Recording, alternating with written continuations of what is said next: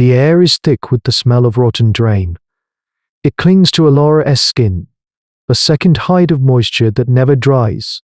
She moves with a silence born of terror, her bare feet finding purchase on slick, moss-covered stone. Around her, the forest is a colossal cage of cycads and ferns, its bars dripping with water, its canopy a high, green ceiling that hides the sun and anything that might be descending from it. This is the reality of prehistoric life for these hominid history ancestors.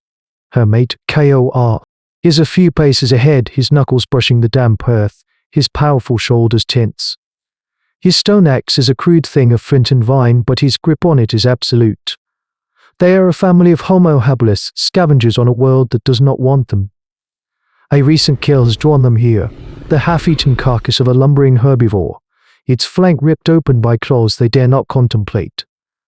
They are here for the scraps, the marrow in the bones, the leavings of month. But the predator is gone. Only its tracks remain, three-toed impressions sunk deep in the mud, each ending in a vicious point. Kor gestures with his chin toward a clearing mauled by a recent struggle. The ground is torn, the foliage shredded. It is a place of violence. And in its center lies a mound of earth and vegetation, ripped apart. A nest. Shattered shells, milky and leached of their contents, are scattered like broken teeth. The entire clutch, destroyed. The world is a relentless cycle of birth and consumption. Kor grunts, a sound of dismissal, and turns back to the carcass. Food is the only priority.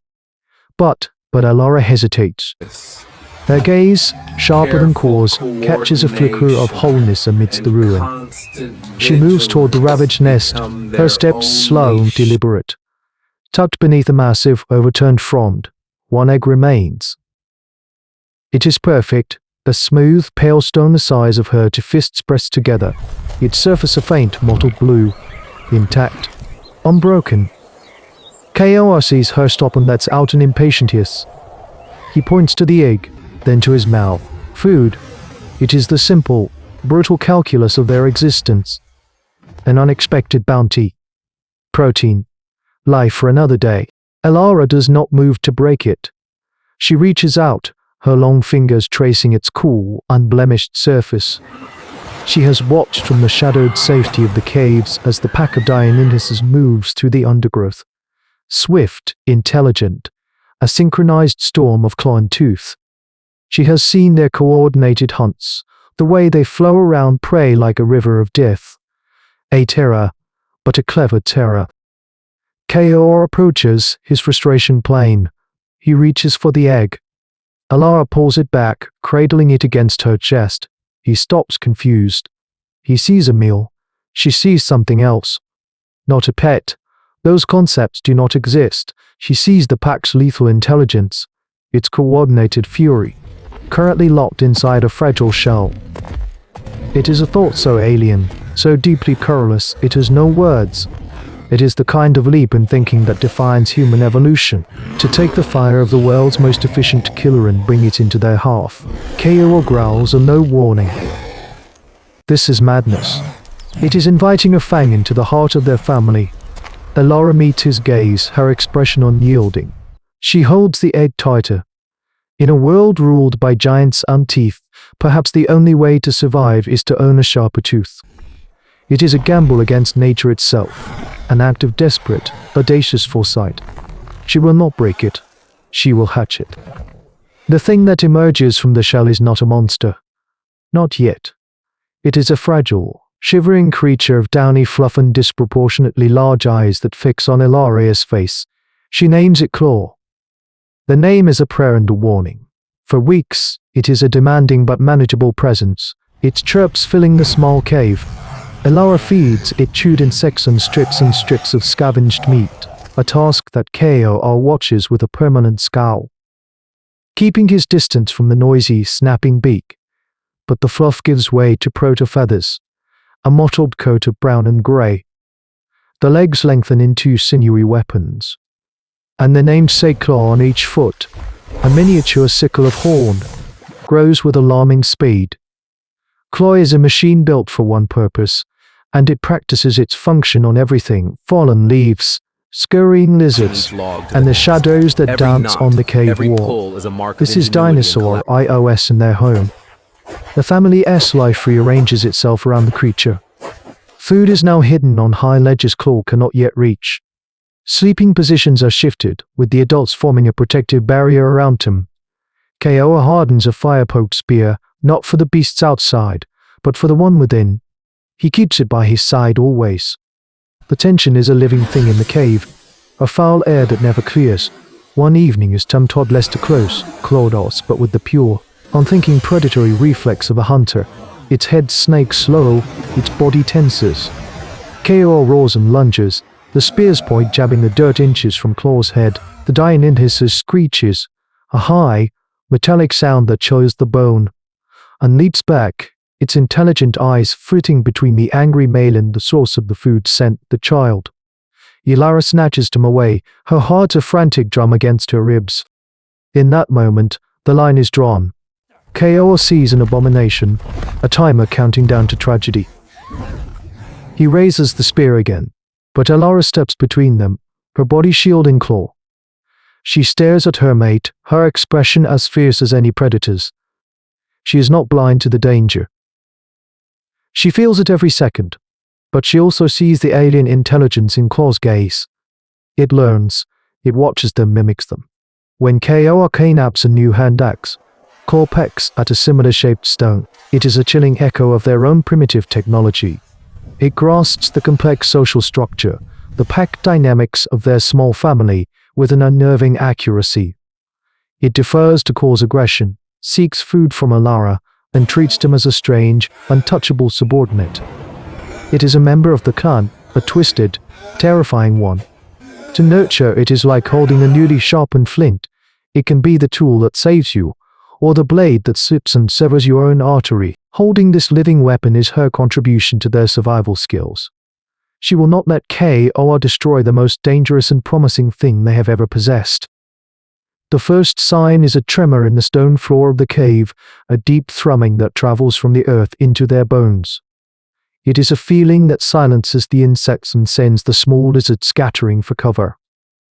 Kaoa is on his feet instantly, the spear a wooden extension of his arm. Ilara gathers him, pressing him into a narrow crevice at the back of the cave. Claw, now a sleek engine of muscle and feather, rises from his haunches, his head cocked, a low hiss vibrating in his chest. The smell hits them next, the thick, reptilian musk of a colossal predator, the stench of blood and ancient hunger. A shadow falls over the mouth of their cave. The head of an Allosaurus blots out the light. It is a living nightmare of serrated teeth and cold, unblinking eyes, larger than any predator they have ever seen up close. It is not hunting. It is inspecting. It sees the cave as a potential lair, a defensible territory. They are not food, they are an infestation to be cleared. The great beast roars a sound that is both a physical blow and a declaration of ownership. The cave amplifies it, shaking dust from the ceiling. Kaoa stands his ground, a fragile monument of defiance, but he knows his spear is a toothpick against this mountain of death. Ilara's mind races. There is no escape. The Allosaurus blocks the only way out. They will be cornered, torn apart. Her eyes dart from the monster to her mate, and then to Claw. The Deinonychus is not cowering. His body low to the ground, the sickle claws on his feet tapping nervously against the stone. He sees a rival, a threat to his territory, to his pack. In that terrifying moment, the gamble pays its dividend. Ilara catches Claw's eye and gives a sharp, desperate nod towards Claw, to kinds of clever. This is their only chance. Kaoa understands. He lets out a sharp cry, not of fear, but a hunter's call, and hurls a heavy stone at the Allosaurus's head. It's a pathetic gesture, but it does the one thing they need. It draws the beast's attention. As the massive head turns, Ilara screams, a high, piercing sound from the side, pulling its gaze away from Kaoa. It is the hominid strategy, misdirection. While the giant is confused, Claw explodes from the shadows. He is a blur of grey and brown, a living javelin of fury. He doesn't attack the head, he is too intelligent for that.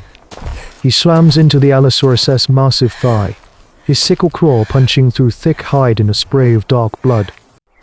The giant bellows in pain and surprise, twisting to snap at the creature on its leg. But Claw is already gone, darting back into the darkness of the cave. A true symbiosis of tactics. The hominids provide the strategy, the dinosaur delivers the violence. For the next harrowing minutes, they perform this deadly gaunt. Kor and Delara harry the beast, throwing stones, jabbing with a burning branch from the fire, forcing it to focus on them, while Claw launches lightning-fast, bleeding attacks on its legs and underbelly. The Allosaurus, enraged and bleeding from a dozen gashes, finally decides the cave is not worth the price. With a final, frustrated roar, it pulls its head from the opening and lumbers away into the jungle, leaving behind the scent of its blood and the echo of its fury. Silence descends. Kor, Delara, and Croston in the cave mouth, panting, bleeding, but alive. The pact is sealed. In the ringing silence, the three beings, two hominids and one dinosaur, share the same space, breathing the same air thick with the metallic tang of blood. This was more than a victory, it was a genesis. This act, born of Delara's impossible choice and sealed in the crucible of a desperate battle, marks a divergence in the timeline of ancient Earth. Here, for the first time, the trajectory of human evolution bent. It was the moment our ancestors stopped being merely a clever species of prey and became something terrifyingly new, a species that could form an alliance with the razor's edge of the prehistoric world. The study of paleontology uncovers bones and fossils, but it can never uncover the silent, desperate bargains made in the shadows of prehistory. This was not the taming of a beast. It was the forging of a living weapon, a recognition that human intelligence, when paired with the planet's deadliest predators, could challenge the gods of flesh and bone that ruled 1,000,000 years ago. What is the soul of humanity, if not this audacious belief? The conviction that with enough courage and cunning, we can stare into the eyes of the monster at our door and convince it to hunt with us. In the chronicles of our ascent, this is the first word. A promise written in the blood of an Allosaurus, signifying that the age of being hunted was ending, and the age of the hunt was about to begin. But a weapon that thinks for itself is a weapon that can choose its own target.